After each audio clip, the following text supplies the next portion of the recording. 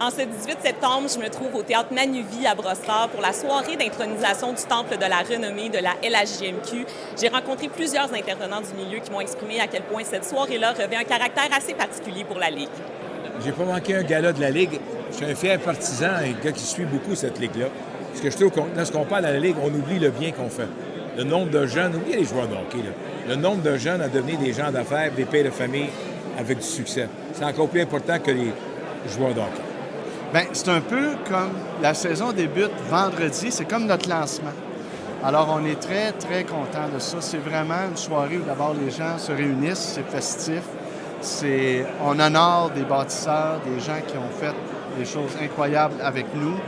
Alors, c'est vraiment un esprit, là, ça donne un élan à tout. Ça démontre comment la Ligue est impliquée dans ses communautés aussi. C'est tous des joueurs qui devraient vous dire ce soir comment ils se rappellent de leur famille de pension, comment ils se rappellent de la communauté, comment les gens les ont supportés. Il ne faut jamais oublier que c'est des jeunes de 16 à 20 ans. Alors, c'est une école de vie, puis pour la plupart, quand ils me le disent, c'est les plus belles années de leur vie souvent. Bien, d'abord, comment vous qualifiez la QV 2024 d'intronisation de la LHJMQ, si vous aviez à la définir? Là? Je serais mal placé pour dire qu'elle n'est pas bonne parce que je fais partie du comité de sélection, fait qu'on les a choisis.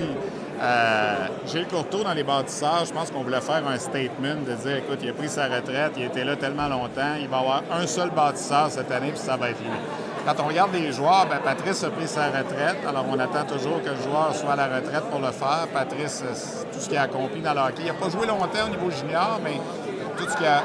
Le temps de la renommée à la GMQ, c'est pour ce que tu as fait dans le junior, mais pour ce que tu as contribué à faire connaître la Ligue aussi. Puis dans ce sens-là, Patrice est extraordinaire.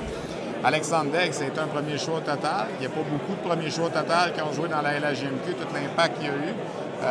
Quand tu regardes ça, Maxime Talbot, dans l'histoire de la Ligue, il y a 2 joueurs qui ont été joueurs par excellence des séries 2 fois, puis lui, c'est un des 2.